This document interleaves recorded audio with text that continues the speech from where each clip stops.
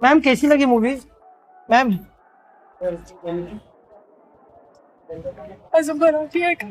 तो आज के टाइम पे जहां मैक्सिमम बॉलीवुड फिल्में फेलियर या फिर डिजास्टर डिक्लेयर हो रही हैं, वहीं छावा ने 600 करोड़ का बॉक्स ऑफिस करके हम सभी को शॉक कर दिया है। तो ऐसी कौन सी 3 गलतियां हैं जो कि छावा ने तो नहीं करी, लेकिन बॉलीवुड कंसिस्टेंटली करते आ रहा है, और इसी वजह से मैक्सिमम जो फिल्में रिलीज होती हैं वो अपना बजट भी नहीं रिकवर कर पाती हैं। Reason number 1, over budget. Bollywood के बारे में अक्सर एक बात कही जाती है कि कभी भी फिल्म फेल नहीं होती है, हमेशा बजट फेल होते हैं। The reason Chhaava blockbuster declare हुई, उसका रीजन ये नहीं है कि छावा ने 500 या फिर 600 करोड़ कमाए, बट उसका सबसे बेसिक रीजन ये है कि छावा का जो बेसिक कॉस्ट ऑफ प्रोडक्शन है वो सिर्फ 140 करोड़ था, जिसका सिंपल मतलब ये है कि अगर छावा 150 या 200 करोड़ भी कमाती तो भी वो हिट ही कहलाती। बट द फैक्ट कि उसने अपने बजट के अगेंस्ट इतनी ज्यादा कमाई की है, इस वजह से उसको ऑल टाइम ब्लॉकबस्टर का टैग मिला है। बट वहीं ऑन द कॉन्ट्री, अगर मैं बॉलीवुड की बड़ी फिल्मों की बात करूं, जैसे कि आदि पुरुष जिसका बजट 700 करोड़ था, ठग्स ऑफ हिंदुस्तान जिसका बजट 300 करोड़ था, या फिर बीएमसीएम जिसका बजट 380 करोड़ था, इन सारी फिल्मों की बेसिक प्रॉब्लम यही थी कि फिल्म की राइटिंग और कंटेंट पे ध्यान ही नहीं दिया गया। सारा का सारा ध्यान इसी पे दिया गया कि किस तरीके से फिल्म के स्केल को बड़ा किया जाए और फिल्म में एक से एक ए लिस्ट एक्टर लिए जाए।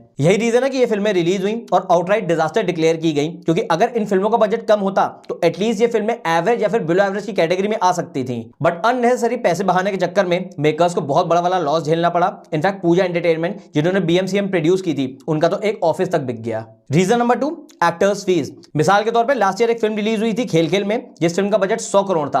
अब इंटरेस्टिंग बात यह है कि इस फिल्म के मेकिंग और कॉस्ट ऑफ प्रोडक्शन में सिर्फ 40 करोड़ का खर्चा आया, लेकिन 60 करोड़ सिर्फ अक्षय कुमार की फीस थी। अब इसका रिजल्ट ये हुआ कि फिल्म ने ग्लोबली 57 करोड़ की कमाई की, लेकिन उसके बावजूद भी फिल्म को फ्लॉप का टैग मिला, सिर्फ इस वजह से क्योंकि फिल्म का बजट 100 करोड़ था।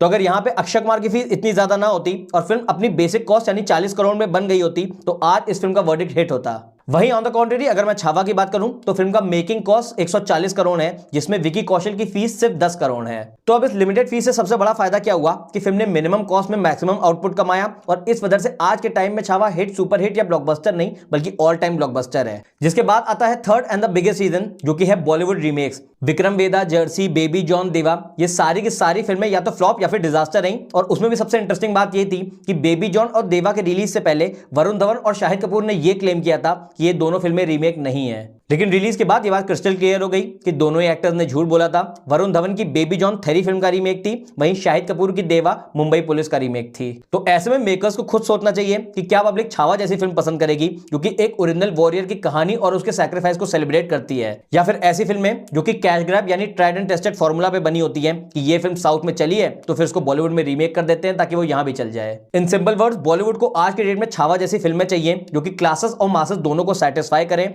मेकर्स को भी कम बजट में high returns they, and ultimately public का फेथ इंडियन सिनेमा में रिस्टोर करे कि हमारा फ्यूचर एक्चुअली सेफ हैंड्स में है।